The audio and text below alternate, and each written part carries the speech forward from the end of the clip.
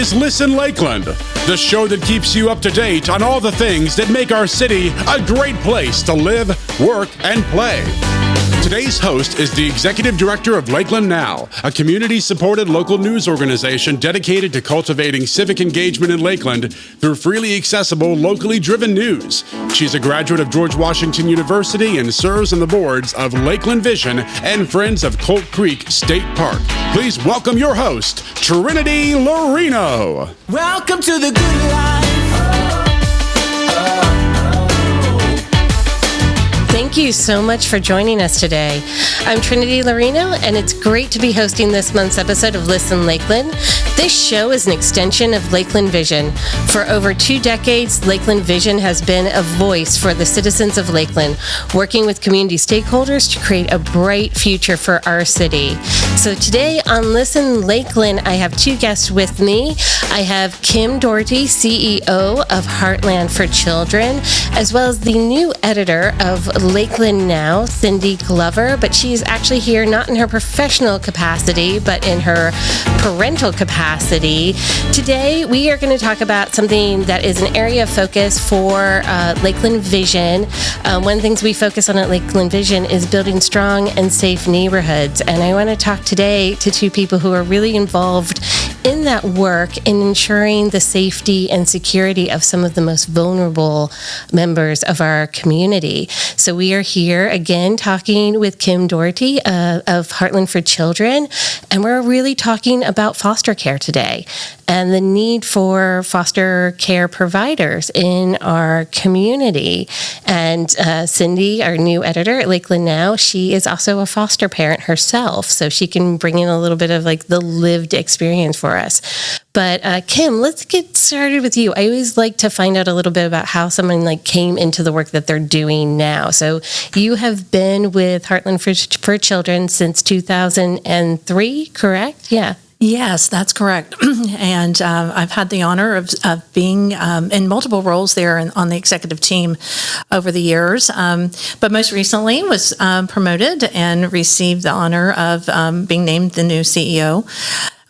Lakeland is my hometown. I was born here, grew up here, and went away to college. I went to Florida State University, and then after being at Florida State, went to Texas, and I had the opportunity to work as a child life therapist at Texas Children's Hospital, which is one of the largest children's hospitals in the United States, where I really got a foundation of working with children that had been abused or neglected, children with chronic illness, worked in transplant units there, and left there after a number of years and transferred over to Birmingham, Alabama, and ran early childhood programs. My husband got a transfer, and I came back to Florida and worked at All Children's Hospital, which is now Johns Hopkins, and worked on the hematology oncology unit with children that had been diagnosed with cancer, and also worked in the emergency room with children that had been abused or neglected. So I've had an incredible journey in my early career. I was watching in Florida early 2000 and saw that the state of Florida was going to be privatizing child welfare services, and really got interested in that because I know the power of support in communities, and that this work is bigger than government. And I was so excited that child welfare services were going to be privatized, and got in on the front end. So I was one of the first 5 employees at Heartland, and have been there to watch us grow an incredible nonprofit organization in this community. And we serve Polk, Hardy, and Highlands counties.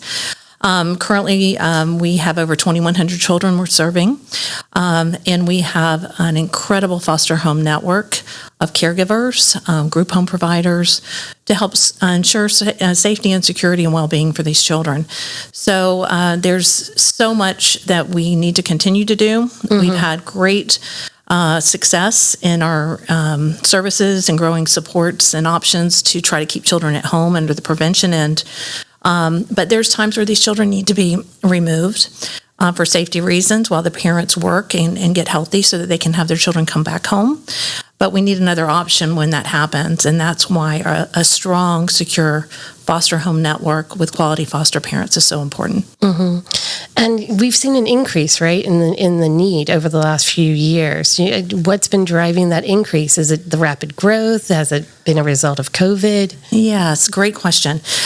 We, have monitored our foster home network, and we had gotten it up to 250 homes for Polk, Hardy, and Highlands. And currently, right now, we're around 200. So we've had a reduction, and that happens for a variety of reasons. And we look at all of our home closures. There are some foster parents that have adopted because it ends up being the right fit and the right decision there. We have some foster parents who have had to close because they've had to move additional family members into their homes due to economy, due to, there's been some impact from COVID. So we really need to, as a circuit here, really look at how can we continue to build this. And the time is now. I mean, we've got classes running nonstop, and we are an organization that wants to support our foster parents. We want to walk alongside them and make sure they're prepared. But the needs of our kids have also increased. They come from hard places, and so we're seeing an increase in the needs and the mental health services for them based on the trauma that they've experienced. So in December, I know Lakeland Now, we did an article on the current need and a drive to find at least 25 more foster families here in Lakeland. How has that gone? Have you met the need? What is the need right now currently? Sure. I would say our need is about 50 more homes. 50 more. Yes. And so as it is a... Is that just trying to get the geography? Sure. Is that Lakeland specific, or is that across Polk, Hardy, and Highlands? I would say across Polk, Hardy, and Highlands. We'll take them wherever the community and wherever neighborhoods that they have an interest. And we do see clusters of families. It may be one family's fostering somewhere, and they tell their neighbors on the street, and they become interested, or they have different relationships in their faith community here in Lakeland, and then they really look at that as something they want to educate others about and bring, and then they develop a beautiful support network. Our kids they're so unique, and so when they come into licensed care and need a foster home, we want to look at what those needs are. We want to do the very best match that we can, so that whether it's we can keep them in their same school, we can keep them if they're a large sibling group, and we absolutely have large sibling groups. We have a foster parent right now who's got 8 children she's fostering, doing an amazing job, and we want to try to keep them together.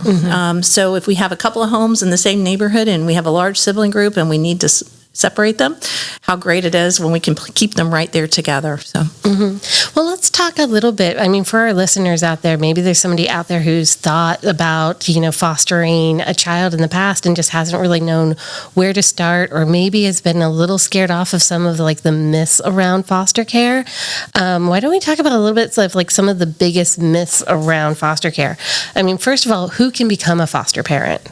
That is a question we get every day. And so we are open to, it doesn't matter what age, doesn't matter, you don't have to be married, you can be single, you can have all kinds of lived experience to come forward. The most important thing is you want to really invest in a relationship and a connection with a child, and try to understand, of course, the trauma, and understand that, some of the behaviors that might be exhibited when they're placed in your home are a reaction to some of their previous environments and experiences. And so we try to train.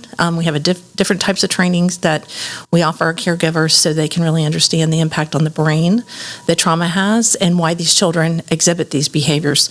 They're not bad. It's the behaviors that are really starting to come out. One thing that we do see is once they're in a home and they start feeling safe and they get connected and they get in relationship, that brain starts calming down. And they really start sharing and talking and opening up. And there's some really growth opportunities that happen there. So that's why home environment is so important. And many of them will tell us, that's all I want is to be in a home. I want to have my own bed. I want to have my own pillow.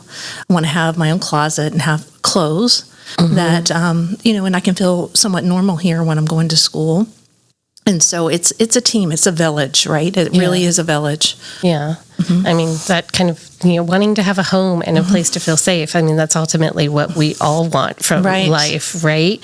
But you mentioned some of the support systems, and I think that's another kind of myth that happens around foster care, that, you're going to be taking in a child that has, certain needs.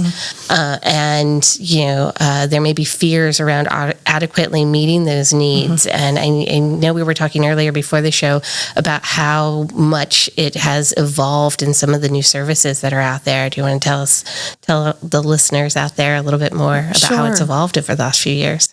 Right. There's different types of foster homes. We have traditional foster homes. We have medical foster homes. We have therapeutic foster homes. And one great new enhancement we have is we are able to now do what's called an enhanced foster home, where we do additional training, which is called TBRI, or Trust-Based Relational Intervention Training. It's a 12-hour training, and if foster parents do receive that, they can get qualified to become an enhanced home.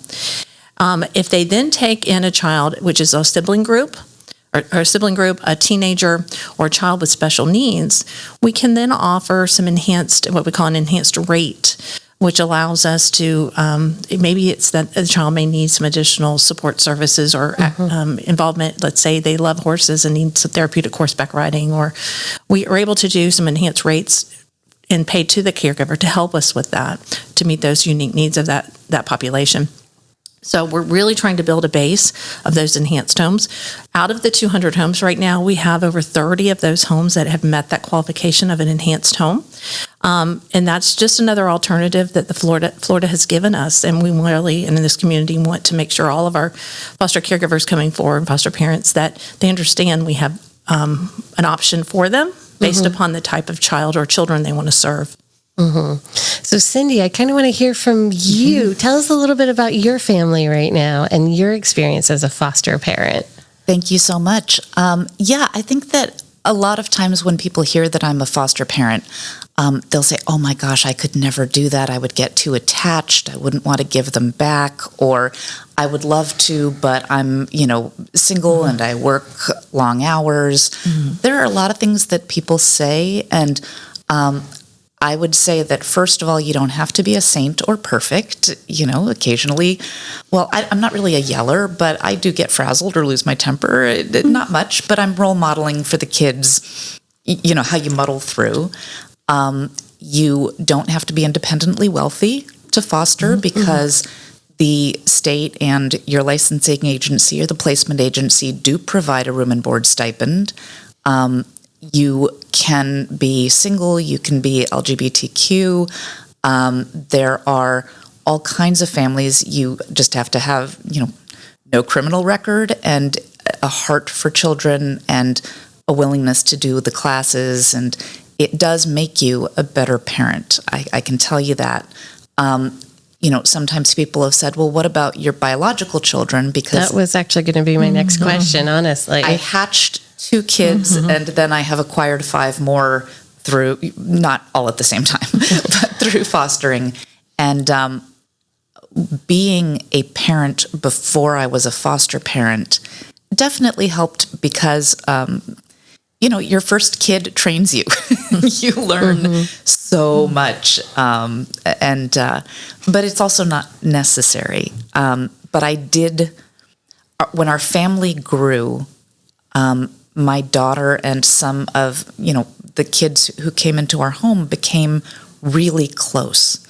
They are not biological siblings, but she absolutely talks about, her brother, and there were times when the kids could talk to each other and not to me. And it was really, I think, a net positive experience. I'm always worried about, what about my biological daughter? And she's now a junior in college, and my biological son has special needs, but I think that it's the same dynamic as when parents who have one child decide to have a second. It does not take away as much as it makes a bigger family, and bigger families can be really beautiful. And certainly the strategies, the parenting classes, all of the things that you go through in order to become licensed as a foster parent, make you not only a better parent, but you learn a few things that can help you in your own life too. They make you a better person. And you meet some really cool people on this journey. But I right now have 12 and 13-year-old foster daughters. They were placed with me on December 2nd, so we're still kind of early in the stage. Unlike my previous experiences, there is still a mom in the picture. The goal is reunification. She has a case plan. And I really view it as fostering a whole family. I am rooting for their mom. The things the court is asking her to do, the various, anger management class, treatment, get a job, get an apartment, all of those can be really hard, but people fall down. And I'm rooting for her to do the things that would make her able to get her kids back. And if that happens, that would be such a beautiful success story. And it really does take more than one person to raise kids, especially now. And I know so many people I've met through this journey who are still in touch with their kids, whether they grew up and moved out or whether they were reunified. There's cell phones and FaceTime. There's still, it's not like you're never going to see them again if you are one of those supportive people in their lives. So that fear that it's going to break my heart, that I that I have to give this child up once the time with me, that's not really the lived experience of it, because you become so invested in the well-being of not just this child, but of their caregiver, that kind of replaces any fear that you might have had around that. That's what I'm hearing, at least from you. For me, absolutely. I mean, one of two things will happen. Either their mom is going to do a lot of really hard work because she loves them and she's, it is not easy, and she is going to earn back the right to raise them, and that's fantastic. And that's what the girls want. If for any reason their mom can't, because sometimes parents love their kids, but they just can't quite overcome the addiction, the all of the different things. If she can't, then they need to know that they're safe, that they have a place to be, that they their mom still loves them. She just can't take care of them, but it's okay because there are other people who also love them who can help keep them safe and protected. So if they grow up with me and I can help them become young adults and get their, go to college and get their first apartments and all of those things, that's great. That's a victory. And if they go back with their mom, that's also great, because it means that good things happen. Yeah. So I'm curious, Kim, too. And you are focused on the child and getting the child placed. Do you interact with other organizations that are helping the parent, the biological parent, kind of get to the place where they can be unified with their child? What resources are out there for those people who find themselves in that position? Yes. So Heartland for Children, we're the lead community-based care agency. So we receive the dollars from the state, from the Department of Children and Families. Those dollars come here and we contract out with 3 large case management organizations. Those case management organizations are handling the dependency case. They are responsible for the services piece and moving the case forward, right? And so not only do we have those large contracts, we have many other contracts with service providers that are directly serving the families and the children within the Tri-County area. Those are in-home services. Those are reunification services where they're working, trying to make sure that the mental health services are in place, ensuring that if there's navigation with housing, and that's a barrier for a family, because if they don't have housing, it makes it hard for us to reunify the children safely. So it really does. The whole family unit, we're watching that and making sure that the services are moving and that the case is moving. Yeah. Is that Is that one of the driving factors that we're seeing in this increase in the need? Is it the shortage of housing that we're also facing? I will tell you that we do have a number of families out there to find affordable housing, that they have children in our dependency system, and housing is a barrier. Wow. And so we work that. We try to assist and work with all the other housing partners in our community. That's one thing, as well as ensuring that there's fits with finding a job, working with the different career programs, job training programs our parents may need. Because as you know, with the hierarchy of needs, right? We have to have a foundation and for the families to make sure the children are going to be safe. Because safety is where when they're not safe is when when I say we, the Department of Children and Families, dependency cases, that's when the cases get involved. And we were also talking a little bit before the show about how the labor shortage is affecting this as well. So we have greater need, more children who need beds, who need a stable place to call home. What happens to those children, that you haven't been able to place yet? So the labor shortage has absolutely impacted the child welfare system, and I'll tell you a couple of reasons. We have group home providers. These are not our traditional foster homes and neighborhoods that you would think where it's a family unit, but these are more group homes where there's maybe shift staffed or staff that are staffing the programs. They are constantly recruiting in our community, so they can meet the licensed bed capacity. That means that we can keep local kids here, but they have enough staff to staff the program. That's one thing. Our case management organizations, we actually saw some of them experienced a 50% turnover in their workforce. Wow. And so we were so thankful that there was legislation that passed for some additional funding that came down statewide for case managers. And so we could bring those salaries up to a level. We're seeing some stabilization there. But I would tell you, being a caseworker, being on call 24/7 and what sometimes what they're dealing with out there in the community is very tough. So we need to really hold up our caseworkers and appreciate them, just like we need to with our caregivers and our foster parents.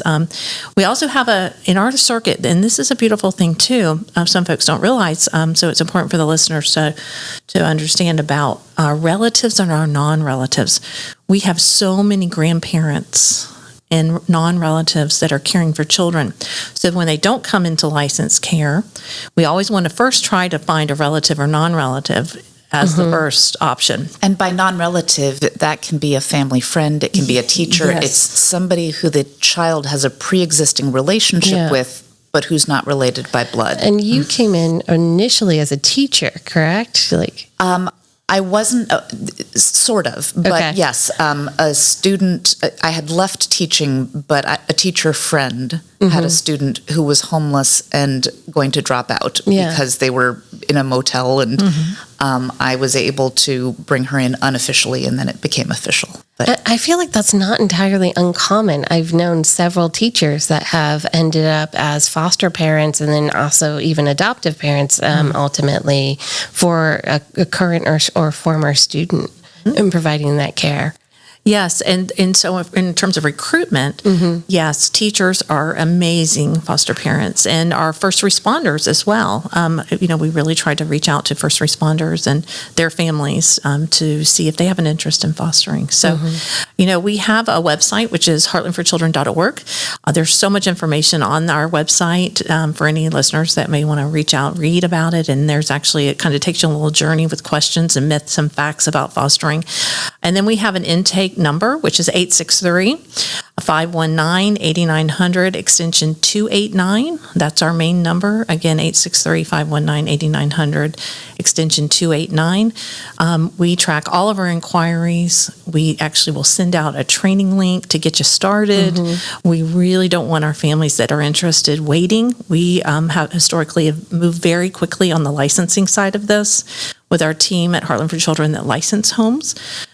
Customer service is very important to us, and as being the CEO there at Heartland, I really do want to make sure we're offering good service and to our caregivers. Well, it sounds like there are several opportunities here, so the reason partly I was mentioning the labor shortage is that does impact, how many beds you can actually fill. If there is not you were saying earlier, if there's not the required staff at those group homes, even if they have space for 12 children, they can only take 6 sometimes. So if there's a listener out there who is looking for a career change, maybe they want to do work that is soul fulfilling, it's, as you said, it's difficult work, but it can be really, truly rewarding work. Would they come to Heartland for Children as well, to the website, or that the same number? They can contact us at Heartland for Children, and we'll point them in the direction of the different agencies that are out there, and we can let them know. But yes, there is always jobs available, and we're working with the local colleges and universities. We have internship opportunities available. There's family support workers, so it's someone that wants to come in and help with transporting, and just group homes, come in and be a group home shift staff. If you're going to college, those are great jobs. I want to give a shout out to case managers. We it is such a game changer for people who are afraid of fostering because maybe a child is going to have a lot of needs. Our case manager has taken, my daughters to doctor's appointments, so I didn't have to miss work. She has taken them to, visits with mom. She ordered a boxing bag for us for our backyard because, the girls have some anger issues. We adore our case manager. We have benefited from transporters who sometimes, took the girls to school. We have also benefited from the guardian ad litem system, and that's another job that people can do. Yeah. But the village that supports these kids, there are a lot of ways to be villagers. You can be a foster parent or caregiver. You can be a caseworker. But we, particularly since the salary was increased, have had much more stability. And that's wonderful. We love our case manager, and I'm so glad that she is being treated well. But there is a lot of support. You don't do it by yourself. She arranged therapists to come to the house, doctor's appointments. The kids have Medicaid, so there really isn't. The investment for a foster parent is time and love and patience, but there isn't a financial, burden of providing all of this. The and investment also is time and love and patience. So if you have that, then you may want to look at being a foster parent. That's a really lovely sentiment. And those classes, the first step for a lot of people is to do a training class. And back when I got certified for the first time, it was all in person. But now there are virtual, one of the COVID perks that has lasted, there are both virtual and hybrid trainings. And for people who are dabbling on the fence, curious, starting off by doing these, which are free and happen in the evenings and on Saturdays, I see them on the website a lot, so that would be the place to go. That's a great baby step to learn more about it and also improve your parenting skills. You're right. The classes are listed on our social media page too. So anytime we have an upcoming class, it's a great way to go to the Facebook page, Heartland for Children. We're also on Instagram, and we're always posting when those classes are coming. And there's so much information we put out there about parenting activities that are going on in the 3-county area, and right here in Lakeland that we have that are focused on healthy parenting and sibling visits and all of those things. So wonderful. Now, so in the last minute that we have, so we've talked about the major need is, of course, for foster parents, and but there are other opportunities if you're looking for that career change. Now, if you can't do either of those things, are there other ways to volunteer or support the work of taking care of these vulnerable children? yes, we have a number of signature events each year. We have one that's coming up, which is Pinwheels in the Park, right here in Lakeland at Joker Marchant Stadium. That sounds So, fun. yes, and all that information is being pushed out on our social media, and that will be happening here in April. So it's an evening at the ballpark, and we'll make that really fun. And there'll be folks there to talk about fostering, and then we have a table set up so we can get information about the upcoming classes. The other way you can, we have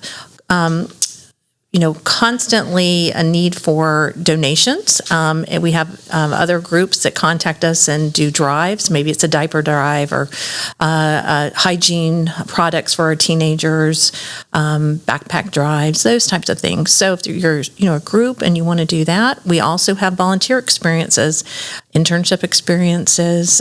So we are open. We really want the community to feel part of our Heartland for Children family. Wonderful. Well, just want to thank both of our guests today, Kim Daugherty from Heartland for Children and Cindy Glover, our new editor at Lakeland Now, but also a foster parent. And I want to thank you for tuning in today to Listen Lakeland. Your feedback is valued, and we encourage you to head over to www.lakelandvision.org to participate in our monthly survey related to today's show topic. I said, welcome to the good life. Listen Lakeland is brought to you as a collaborative project between Lakeland Vision, the City of Lakeland, and Hall Communications, a community working together to provide an exceptional quality of life.